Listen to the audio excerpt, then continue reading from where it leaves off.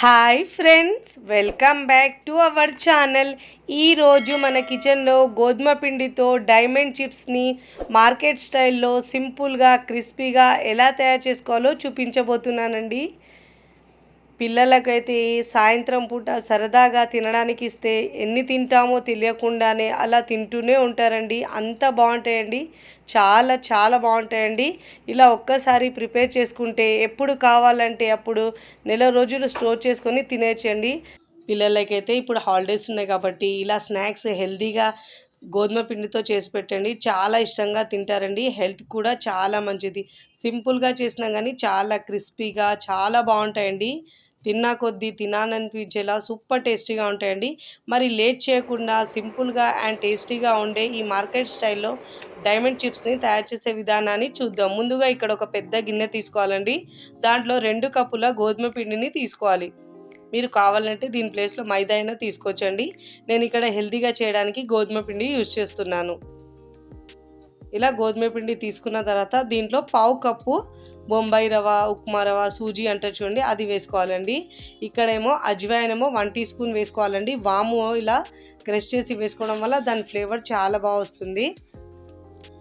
ఇలా వేసుకున్న తర్వాత మీరు ఇక్కడ కలోంజీ సీడ్స్ అయినా వేసుకోవచ్చు, లేదా జీలకర్ర అయినా వేసుకోవచ్చు. ఇక్కడ నేను తెల్ల నువ్వులైనా వేసుకోవచ్చు అండి. నేను ఇక్కడ నల్ల నువ్వులు వేస్తున్నాను.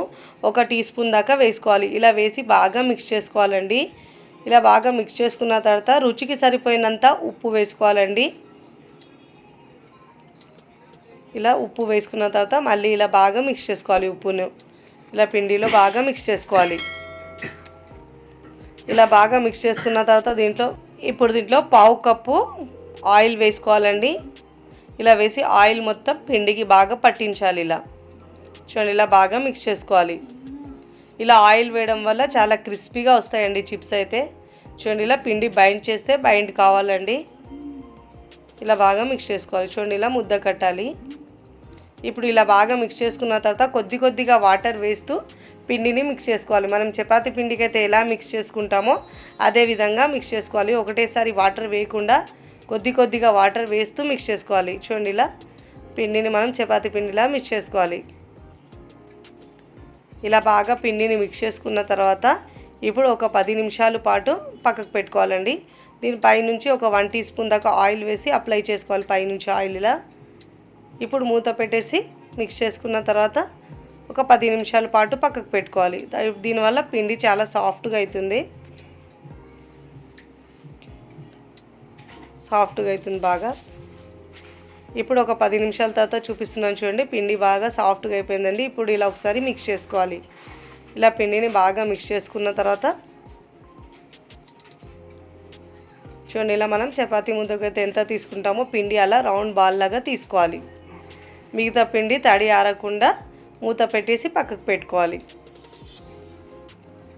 ఇక్కడ నేను చపాతీ పీట తీసుకున్నానండి. దానిపైన ఇలా చపాతీలా మనం తాల్చుకోవాలి బాగా. మరీ పల్చగా కాకుండా మరీ లావు కాకుండా మీడియంగా ఉండాలండి. మరీ పల్చగా కూడా చేయొద్దు. ఇలా మీడియం సైజులో ఉండాలి. చూడండి, ఇలా బాగా అన్ని వైపుల్లో ఈక్వల్గా తాల్చుకోవాలండి. మరీ పల్చగా కాకుండా మరీ లావు కాకుండా మీడియంగా ఉంచుకోవాలండి. ఇక్కడ నేను గర్జలు చేసే స్పూన్తో ఇలా కట్ చేసుకుంటున్నానండి. మీరు దీన్ని నైఫ్తో అయినా కట్ చేసుకోవచ్చు. చూడండి, ఇలా డైమండ్ షేప్లో కట్ చేసుకోవాలి. ఫస్ట్ టైం నా ఛానల్ చూస్తున్న వాళ్ళు నా ఛానల్ని సబ్స్క్రైబ్ చేసుకోండి, లైక్ చేయండి, పక్కనున్న బెల్ ఐకాన్ని ప్రెస్ చేయండి.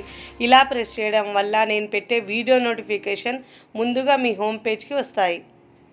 చూడండి, ఇలా అన్నిటినీ ఇలా కట్ చేసుకున్న తర్వాత డైమండ్ షేప్లో చిప్స్ని కట్ చేసుకోవాలండి. చాలా క్రిస్పీగా చాలా బాగుంటాయండి.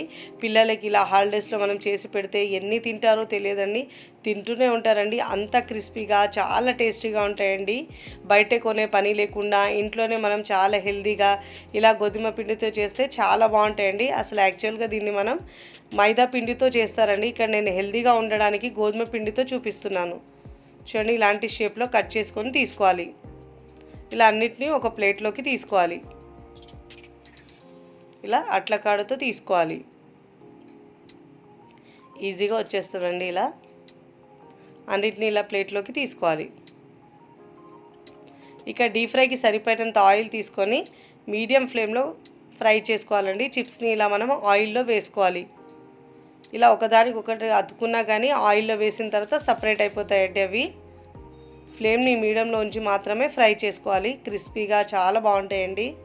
ఎందుకంటే మనం దీంట్లో సూజీ వేసాం కాబట్టి చాలా క్రిస్పీగా వస్తాయి. ఇలా ఒక 2 నిమిషాల తర్వాత కలపాలండి. అప్పుడు చూడండి ఎంత బాగా వచ్చాయో, చాలా టేస్టీగా ఉంటాయి. మైదా పిండితో చేయకపోయినా కానీ చాలా టేస్టీగా ఉంటాయండి. గోధుమ పిండితో చేసినా కానీ. ఇలా కలర్ చేంజ్ అయిన తర్వాత ఇవి గోధుమ పిండితో వస్తున్నాయి కాబట్టి కాస్త రెడ్గానే ఉంటాయండి కలర్. ఇప్పుడు ఇలా జాలి గరిటెలో తీసుకొని ఎక్స్ట్రా ఆయిల్ మొత్తం కిందికి వచ్చేస్తుంది. ఇలా జాలి గరిటెలోకి తీసుకోవాలి. పిల్లలైతే చాలా ఇష్టంగా తింటారండి. టీ టైం స్నాక్ అయితే సూపర్ టేస్టీగా ఉంటాయి ఇవి. చూడండి ఇలాంటి టెక్స్చర్ వచ్చే వరకు ఫ్రై చేసుకొని తీసుకోవాలి. ఇప్పుడు ఫ్రై చేసుకున్న తర్వాత ప్లేట్లో తీసుకున్న తర్వాత ఇదే విధంగా మిగతా వాటిని కూడా ఫ్రై చేసుకోవాలండి. ఒకవైపు చేసుకుంటూ మరోవైపు ఇలా ఫ్రై చేసుకోవాలి. చూడండి ఇలా కాస్త కలర్ చేంజ్ అయ్యే వరకు ఫ్రై చేసుకొని జాలి గరిటెలో తీసుకోవాలండి. ఎక్స్ట్రా ఆయిల్ మొత్తం కిందికి వచ్చేస్తుంది ఇలా చేయడం వల్ల. ఇలా అన్నిటినీ ఫ్రై చేసుకొని ప్లేట్లోకి తీసుకోవాలి. ఇలాంటి టెక్స్చర్ వచ్చే వరకు ఫ్రై చేసుకొని తీసుకోవాలి. ఇదే విధంగా అన్ని చిప్స్లను ఫ్రై చేసి తీసుకోవాలి. చూడండి ఇక్కడ అన్నీ చేసిన తర్వాత చూపిస్తున్నాను. చూడండి చాలా క్రిస్పీగా ఉంటాయండి. ఇలా స్టోర్ చేసుకొని 1 మంత్ వరకు మనం పిల్లలకు హ్యాపీగా ఇవ్వచ్చండి. చూడండి ఇక్కడ చూస్తేనే తినాలనిపించేలా, తిన్నా కొద్దీ ఇంకా తినాలనిపించేలా చాలా టేస్టీగా ఉంటాయండి.